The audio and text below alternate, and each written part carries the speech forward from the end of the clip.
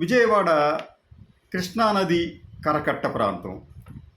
కృష్ణానదికి సంబంధించి కృష్ణా గుంటూరు మధ్యన ఈ కృష్ణానది ప్రవహిస్తున్నప్పుడు ఈ కృష్ణానదీ జలాలు వరదల సమయంలో పొంగి పొర్లి లోతట్టు ప్రాంతాలను ముంచివేయకుండా ఉండటం కోసం అని చెప్పి ఆనాటి పాలకులు కరకట్ట నిర్మించారు. అంటే ఈ కరకట్టకి నదికి మధ్యన కొంత గ్యాప్ ఇస్తూ దాన్ని నిర్మించారు అనమాట. దీన్ని ఆసరాగా తీసుకొని నదిని ఆనుకొని, అంటే నదిని కరకట్టకు మధ్య ఉన్న ఈ ఖాళీ స్థానాలని ఎప్పుడో చాలా మంది దాన్ని స్వాహా చేశారు, స్వాధీనం చేసుకున్నారు రకరకాల అధికారులు పుట్టించి. అంతేకాకుండా ఆ ప్రాంతం అంతా కూడా ఆహ్లాదకరంగా ఉంటుంది, రివర్ ఫ్రంట్ వ్యూ ఉంటుందని చెప్పే ఉద్దేశంతో క్రమంగా అది బడుగుల చేతిలోంచి బడాబాబుల చేతిలోకి వెళ్ళిపోయింది. బడాబాబుల చేతిలోకి వెళ్ళిన వెంటనే అక్కడ పెద్ద పెద్ద ఆశ్రమాలు, గెస్ట్ హౌసులు నిర్మించారు. ఈ నిర్మించడం కూడా వారు కొంతమంది అయితే నదీ జలాల్లోకి వెళ్ళిపోయి అక్కడ కూడా కాంక్రీట్ వేసి తమ ఆక్రమణ కొనసాగించారు. ఇలా నిర్మించిన వాటిలో విచిత్రంగా ప్రస్తుత ఆంధ్రప్రదేశ్ ముఖ్యమంత్రి చంద్రబాబు నాయుడు గారు నివసిస్తున్న భవనం కూడా ఉంది. అయితే ఈ భవనం ఉండటం అనేది తప్ప అంటే అది ముమ్మాటికి తప్పే. అక్కడ దాదాపు మీకు ఈ గుంటూరు మధ్యన ఈ కరకట్ట ప్రాంతంలో ఒక రకంగా చెప్పాలంటే కృష్ణా జిల్లా పరిధికి వచ్చేటప్పటికి 48 భవనాలు, అలాగే గుంటూరు జిల్లా పరిధికి వచ్చేటప్పటికి 18 భవనాలు అక్కడ నిర్మించారు. దీంట్లో ఒక అతిపెద్ద న్యాచురోపతి హాస్పిటల్ కూడా ఉంది. అంటే ప్రకృతి వైద్యశాలగా దాన్ని చెప్పుకుంటున్నారు. అది దాదాపు 250 బెడెడ్ హాస్పిటల్గా అది నిత్యం అక్కడికి 2000 మంది వస్తూ ఉంటారు. వారితో సహా ఈ భవనాల్లో నిర్మించే వారందరూ విసర్జించే వ్యర్థాలన్నీ కూడా కృష్ణానదిలోనే కలుస్తున్నాయి. ఇది ఒక తీవ్రమైన ఉల్లంఘన. అయితే మరో ఉల్లంఘన ఏమిటంటే అసలు ఈ కట్టడాల నిర్మాణం అనేది అక్రమం అని చెప్పి 2015 జనవరిలో ఆనాటి ఇరిగేషన్ శాఖ మంత్రి దేవినేని ఉమామహేశ్వరరావు గారు స్వయంగా చెప్పడమే కాకుండా 2 లాంచీలలో విజయవాడ ప్రాంతానికి చెందిన అన్ని వార్తా సంస్థలు, పత్రికలకు సంబంధించి, అలాగే టీవీ ఛానల్కి సంబంధించిన విలేకరులందరినీ కూడా తీసుకువెళ్ళి మార్గ మధ్యలో అక్కడ నిర్మించిన ఈ భవనాలన్నింటినీ కూడా చూపిస్తూ ఇవన్నీ కూడా అక్రమంగా నిర్మించినవే, వీటిని మేము కూల్చివేస్తున్నాం, వీటికి మేము నోటీసులు ఇస్తున్నామని చెప్పి చెప్పడమే కాకుండా 2015 ఫిబ్రవరి 5వ తేదీన రెవెన్యూ శాఖ వారితో వాటి కూల్చివేతకు నోటీసులు కూడా ఇప్పించారు. అంటే ఇక స్పష్టంగా మనకి ఏమవుతుందంటే అక్కడ నిర్మించినవన్నీ కూడా అక్రమ కట్టడాలే అని చెప్పి. అయితే అనూహ్యంగా ఈయన నోటీసు ఇచ్చిన కొంతకాలానికి చంద్రబాబు నాయుడు గారు ఓటుకు నోటు కేసు తర్వాత హడావుడిగా మూటాముల్లే సర్దుకొని విజయవాడ వచ్చేయటం, ఆ తర్వాత ఆయనే ఈ అక్రమ కట్టడంగా తన మంత్రివర్గ సహచరుడు చెప్పిన భవనంలో మకాం వేయటం జరిగింది. ఆ తర్వాత ఏమి జరిగిందో ఎవరికీ తెలియదు, ఆ నోటీసులు ఏమైపోయినాయో ఎవరికీ తెలియదు. ఎవరూ కూడా, ఈవెన్ జగన్మోహన్ రెడ్డి గారి ప్రభుత్వం కూడా వాటిని తొలగించే ప్రయత్నం కూడా చేసిన దాఖలాలు కనిపించలేదు. అయితే వారు తొలగించకపోయినప్పటికీ కూడా అక్కడ జరిగింది ఏమిటంటే ఖచ్చితంగా అనేక రకాల చట్టాలను ఉల్లంఘించి ఆ భవనాలను నిర్మించారు. నిజానికి రిజర్వ్ కన్జర్వేటరీ యాక్ట్ దీని ప్రకారం నదిని ఆనుకొని 500 మీటర్ల వరకు, అంటే దాదాపు 1/2 కిలోమీటర్ వరకు ఎటువంటి నిర్మాణాలు చేయకూడదు.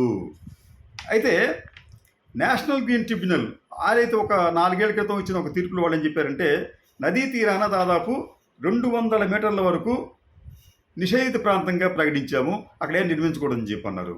కానీ కృష్ణా కరకట్ట వద్ద నిర్మించిన భవనాలన్నీ కూడా ఇంచుమించు నదీ జలాలను ఆనుకునే ఉన్నాయి. కానీ ఇది ఎవరికి కూడా ఒక పెద్ద ఉల్లంఘనగా కనిపించటం లేదు. అంతేకాకుండా ఇక్కడ మరి ఇంకొక అంశం ఏంటంటే, municipal administration and urban development శాఖ 1996 మార్చి 8వ తేదీన విడుదల చేసిన జీవో 111 ప్రకారం నదికి సమీపాన ఎటువంటి నిర్మాణాలు చేయకూడదు, ఈవెన్ ఎలక్ట్రికల్ పోల్స్ కూడా వెయ్యకూడదు. ఆ ఉల్లంఘన కూడా జరిగిపోయింది. ఈ ఉల్లంఘనలు చేసిన వారు అక్కడ నివాస ప్రాంతాలను కూడా నిర్మించారు, ఆసుపత్రులను నిర్మించారు. అయితే ఈ నివాసాలు వేటికి కూడా డ్రైనేజ్ ఫెసిలిటీ లేదు.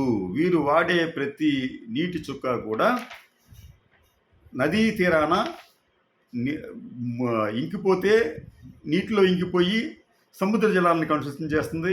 లేకపోతే వీరే నేరుగా తీసుకువెళ్ళి ఆ వ్యర్థాలను తీసుకువెళ్ళి నదీ జలాల్లో కలిపేస్తున్నారు. ఫలితంగా ఆ ప్రాంతంలో, అంటే ఈ కృష్ణా కరకట్ట ప్రాంతంలో నదీ జలాల పొల్యూషన్ అనేది చాలా తీవ్రంగా ఉంది అని చెప్పి దాదాపు మీకు ఒక 3 ఏళ్ల క్రితం నేషనల్ పొల్యూషన్ కంట్రోల్ బోర్డు వాళ్ళు ఒక నివేదిక కూడా ఇచ్చారు.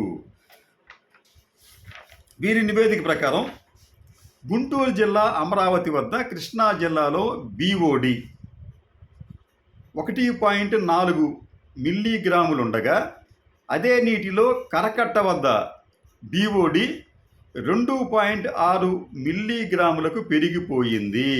ఇక్కడ విషయం ఏంటంటే, ఈ BOD అనేది 2 మిల్లీగ్రాముల కన్నా తక్కువే ఉండాలి. కానీ కృష్ణానది కరకట్ట వద్ద, అంటే చంద్రబాబు నాయుడు గారు తదితరులు నివసిస్తున్న ఈ ప్రాంతంలో ఈ BOD అనేది 2.6 మిల్లీగ్రాముల వరకు ఉంది అనేది అధికారికంగా ఇచ్చిన నివేదిక. దీంట్లో ఈ నీటిలో ప్రమాదకర బ్యాక్టీరియా, వైరస్లు, ప్రోటోజోవా యూనిట్లు ఎక్కువ శాతంలో ఉన్నట్లు కూడా ఈ నివేదిక స్పష్టం చేసింది. అంతేకాకుండా వారు ఇచ్చిన ఒక కొటేషన్, దాంట్లో చెప్పిన ఒక అంశం ఏంటంటే, కంటికి కనిపించని ఈ క్రిములతో కూడిన colony farming units most probable number ప్రతి 100 మిల్లీలీటర్లకు అమరావతి వద్ద జలాల్లో, అంటే ఈ కృష్ణా జలాల్లో 150గా నమోదు కాగా, అది కరకట్ట వద్ద 210గా నమోదయ్యింది. అంటే ప్రమాదకరమైన క్రిములతో కూడిన ఈ నీళ్లు తాగటానికి ఏమాత్రం యోగ్యంగా లేవు, పానయోగ్యంగా లేవని చెప్పి కూడా ఈ పొల్యూషన్ బోర్డు చాలా స్పష్టంగా చెప్పింది. అంటే ఈ ప్రాంతాల్లో తిష్ట వేసిన పెద్దవారందరూ కూడా అతిక్రమణ చేయటమే కాకుండా పవిత్రమైన జలాలను కూడా అపవిత్రం చేస్తున్నారు. ఒకవైపు కృష్ణానదికి హారతలు ఇస్తున్నామని చెప్పి చెప్పుకునేవాళ్ళు, మరోవైపు కృష్ణానదిని తమ వ్యర్థాలతో కలుషితం చేస్తున్నారు. అయితే వీరిని అక్కడి నుంచి కదిపే ప్రయత్నాన్ని ఎవరూ చేయలేకపోతున్నారు. ఎందుకంటే ఎవరైతే చట్టాలు చేస్తారో వారే అక్కడ ఉన్నారు కాబట్టి వారిని కదపటం అనేది అసాధ్యమైన పనిగా కనిపిస్తోంది. కాబట్టి ఈ ఆంధ్ర ప్రాంత ప్రజలకు, ముఖ్యంగా ఈ ప్రాంతంలో కృష్ణా గుంటూరు మధ్య జలాలను కలుషితం జరుగుతుంటే ఆ జలాలనే తాగుతున్న విజయవాడ, గుంటూరు పౌరులను ఎవరు కాపాడతారు? ఎవరు కాపాడలేరు. మీరు గమనించారు లేదో ఒకసారి విజయవాడ రండి. విజయవాడ మున్సిపాలిటీ వారు సరఫరా చేస్తున్న నీరు ఎంత మురికిగా ఉంటుందంటే అంత మురికిగా ఉంటుంది. ఎవరూ కూడా దాన్ని తాగే సాహసం చేయటం లేదు. అంటే ఇది అర్థం, నదీ జలాలు ఆ రకంగా పూర్తి స్థాయిలో కలుషితంగా మార్చారు ఈ ఆక్రమణదారులు.